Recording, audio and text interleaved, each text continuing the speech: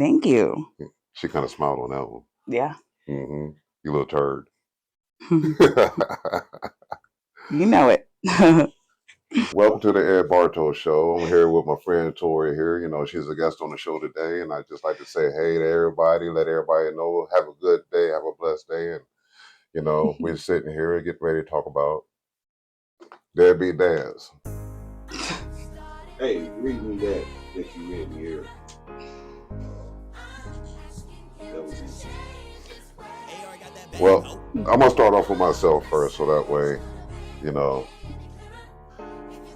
you kind of got an idea of what I mean by deadbeat dads, or what consider to be a deadbeat dad. Because see, a lot of us men don't get to be in our kids' lives, all because we are forced out of their lives. The reason being, a lot of women don't want the men in their lives. They just want something from them, and they want to be vindictive and, you know, get mad and whatnot because they want something they can't have, no longer can have. You know, get mad because the other person moved on. You know, that's not only with mothers, but that's with fathers too. And here I have a text from my son. Well, he actually got on the show and said he wished he could have experienced me being a father to him. Well, it's not that I wasn't trying to be a father to him, but I let him know that, let me find the text. Mothers make it hard sometimes. Yeah, they do. Mothers make it very impossible. And that's one thing that I grew up without a dad in my life. I had a stepdad, but my real dad, I had to wait until I was 18 to have a relationship with him. And it's not that he didn't try, it's that my mom wouldn't allow it.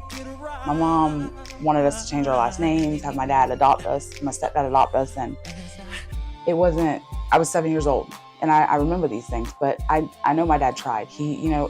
That's one thing my mom throws in my face now is like, well, you never had a birthday card from him, or you never got a Christmas present. Well, you know, Mom, maybe I would have if he was allowed, or if he had our address. So you're saying she kept y'all away from Absolutely. him? And kept him from seeing you? He's worked for the same company for 37 years. I'm 34. So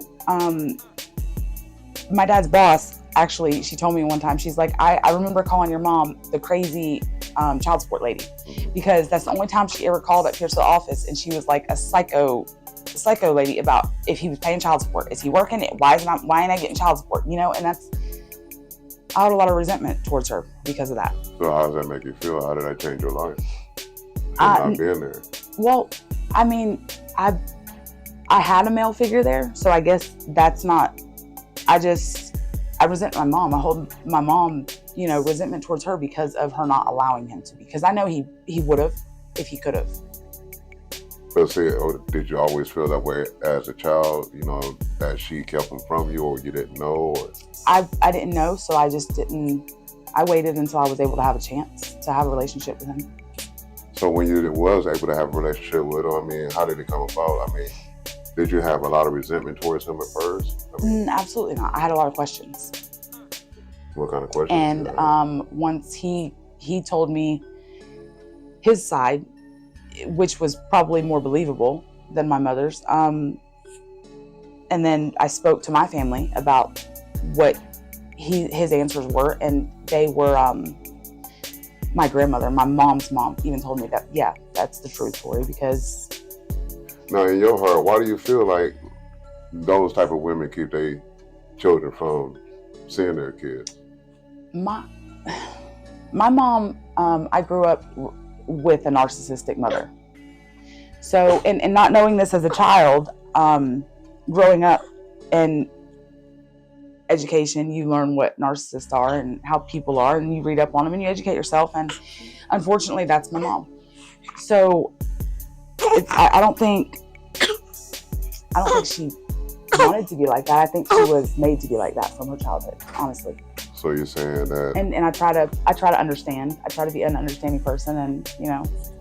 So have you followed in the footsteps of your mom, or you know, how does that play a part in your life? My mom has never been a one-man woman. So I think that played a big part. But again, that falls back to her childhood of her being molested by her stepdad, and, you know, just trials and tribulations of life. But she was never satisfied with one man.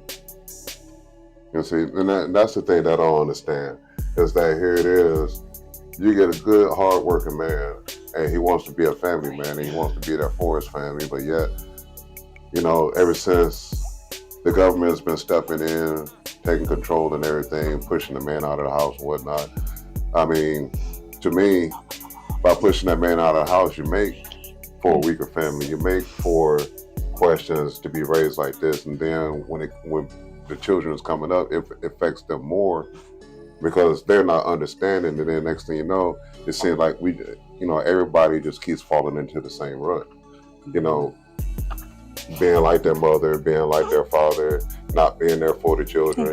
Everything is seemed like it started turning into a game. How do you feel about welfare, and how do you feel about Section 8 and everything? I believe it's here for people to use, people who do need it. I don't agree with, say, one of my classmates who I graduated high school with. By the time she was 24, she had 6 kids. That's ridiculous. You know what I mean? So for that to be a welfare case, I don't think that's cool. But if it's for somebody, the people that are bringing over here from Haiti, they need that. It's assistance. It's there for them. You know what I'm saying? And I agree. I mean, I'm for it, but. And do you feel like that's kind of what helped push men out of the relationships with being in the kids' lives? I don't think that honestly, I made my opinion on that. I think that it makes it easier for them to not want to be around because they know their children will have a roof over their head. They know there's assistance that they. Well, I got to kind of disagree with you there because one, from my understanding and the way I used to, the way I've lived life, the way I've seen others live life, the way I've seen how life happens from the kid that I was to now, I think welfare, I think Section 8, and all that kind of stuff is kind of what helped push the man out of the house. The reason being because if you think about it, if it wasn't for welfare, women would still be relying on the man. True. If it wasn't for Section 8, you're right. Families would be together. But here it is. The government is also pushing the man out of the house because, for one, now the woman don't have to depend on the man. Right. Now she can depend on welfare. So what does she need a man for? Now, I see your point. Here it is. She gets Section 8 houses, but you can't have a man in the house. You see what I'm saying? Yep. So I feel like that's a big part of the problem as far as the government is concerned, and we allowing it because, for one, we sit back, we want to take the easy road instead of saying, hey, I'd rather stick with this person, see where it's going. I'd rather be, a family to this person. I think the government has had a big hand in pushing everybody away, but at the same time, we allow it because here it is, we don't want to get off our ass and do anything. Right. Yeah, and the welfare does it makes it okay in their eyes to be reliant on the government. You know what I'm saying? I do, I get it. I get your point. That's it. And that's what I can't understand. Why do we allow, we sit up here and say, oh, woe is me, and I just can't do this alone, and I can't do that. But yet, a woman wants to be equal to a man, but how are we equal? Because for one, we're really not equal at all, except for that we have flesh, we have a heart, we have a brain, we have eyes and nose and all that kind of stuff. That's where we're equal at. But if you really think about it, how can since the government is pushing the children out, pushing the men out to where they can't take care of their children, women calling them deadbeats now, but yet they're the ones laying up on the government, but at the same time, turn around, how can a woman raise a man or tell a child, her male child, hey, I want you to have this kind of man, but yet, mama, you're not laying in the bed with this kind of man. You've not ever had this kind of man in your life. You've not ever presented this kind of man to me. So how you gonna tell me how to be a man? The same thing with a man trying to raise a daughter. A woman can raise a queen. A man has to raise a king. But we, for some odd reason, like I said, we let the government come in, tell us we can't spank our kids, tell us we can't do this, that, and the other. Now our kids become statistics, but yet our kids are still growing up. Where's mama? Where's daddy? How come they don't care about us?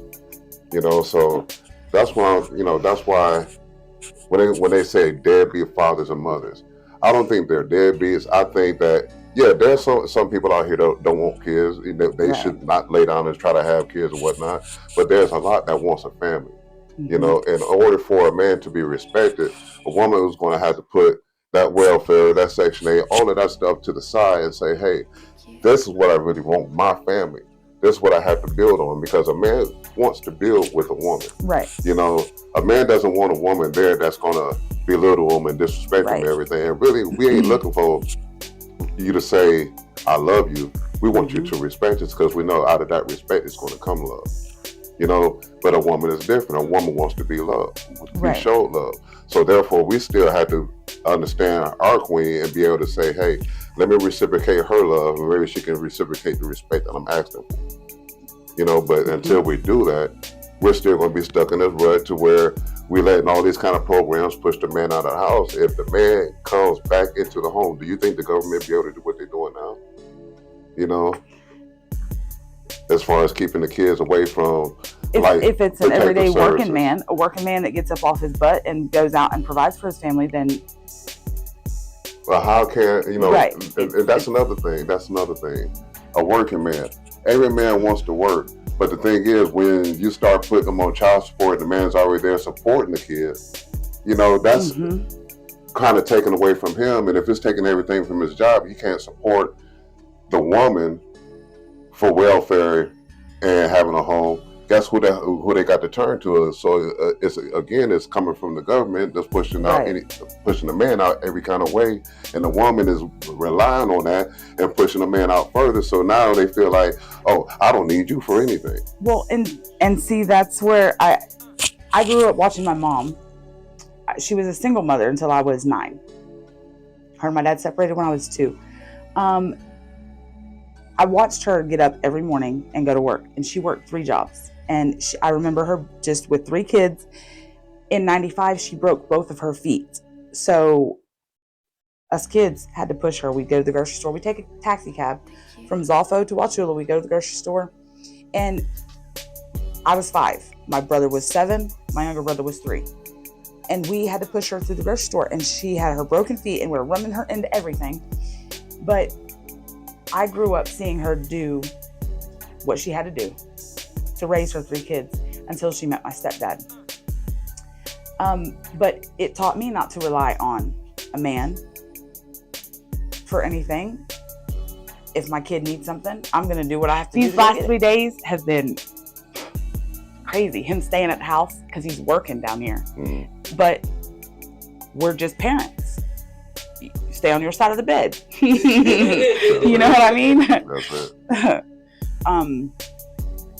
That's it. He doesn't like it that I don't call him and ask for things, or call him and say, hey, I need this.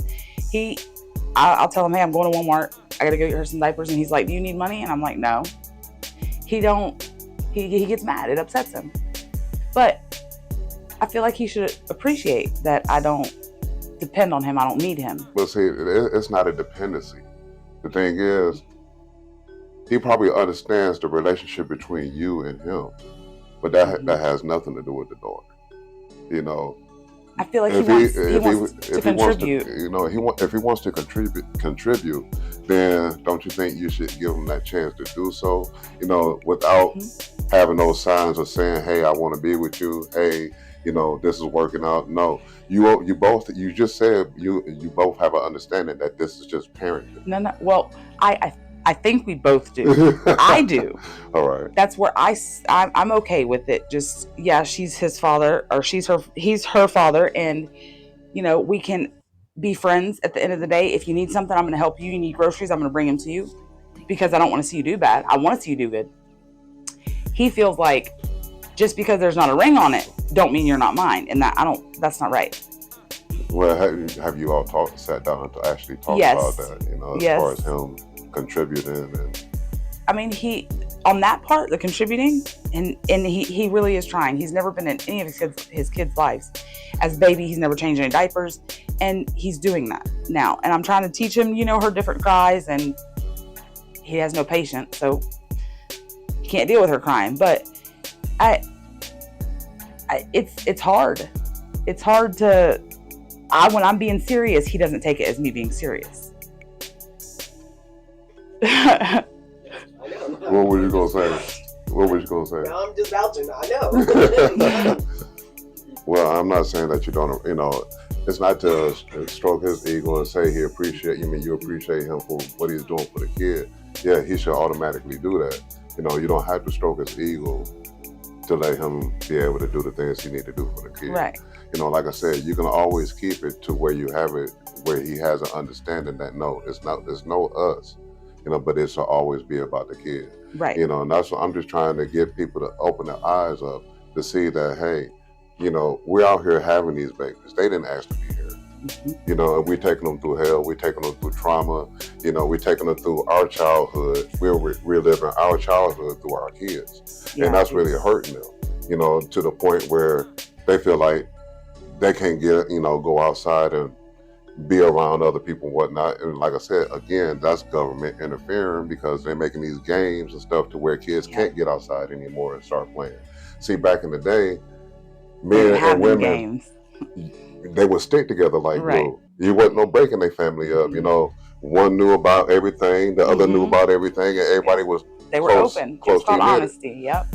But as time went on, as technology came out, as these welfare programs and these Section 8s and all this kind of stuff start coming out for the women start belittling men. Now we're deadbeats, or we don't want to be around the kids, but yet you all are allowing other people to dictate your life instead of you being with your man and y'all dictating together of how you gonna live your life. So until we start learning how to get these government places out of our lives. I think a lot of it has to do with people's opinions too. People these days worry about what others think. And that's the thing. And why are you going to worry about what others think? It's like this. You got to live your life. Right. They ain't paying your bills. What you got to do food in your to mouth. pay your bills. I don't know what you've been through in your lifetime. And saying that's the thing we got to start understanding. Instead of us sitting up here judging each other, wanting what the next man got. Or worrying about what the next person is doing. Exactly. Yeah. Or trying to get what somebody else got. Why can't you get it on your own? You can. And you can. You gotta the thing is, we all need help. Mm-hmm. We all need somebody to confide in. We all need to have faith in each other. Mm-hmm. And we lost that faith a long time ago because we started being self-centered, self-minded, right. And self-righteous. Ain't nobody else wrong. Everybody else is wrong, but we're right. Yep. No, we got to start understanding each other. We got to get back to where we ain't allowing these outside sources and people's problems and opinions dictate the way we live. Because for one, I really don't give a damn if you like me or not. If you don't like me, you don't like me. Mm-hmm. Jesus Christ wasn't liked all the time. People hated him. Mm-hmm. So who am I to be different? My thing is this. As long as I got breath in my body, I know I got a purpose on this earth. And my purpose is to be the best kind of person that I can be. Mm-hmm. I can't follow after you. I can't do the things you do to live your life because it's not going to work for me. Right. So therefore I can't come to you and say, oh, you're doing this wrong. You ain't supposed to be doing this and why, But when we start falling off of that, when we stop doing what we're supposed to do as a man and as a woman, then that's where the miscommunication come in. I can't understand what you're going through if you're not willing to tell me. Right. I can't understand and be there for you in the way that you need me to be if you feel like I'm falling off. See, if you fall off, I'm supposed to be able to sit down and say, hey, baby, let me pick you back up. We still going in the same direction. Mm-hmm.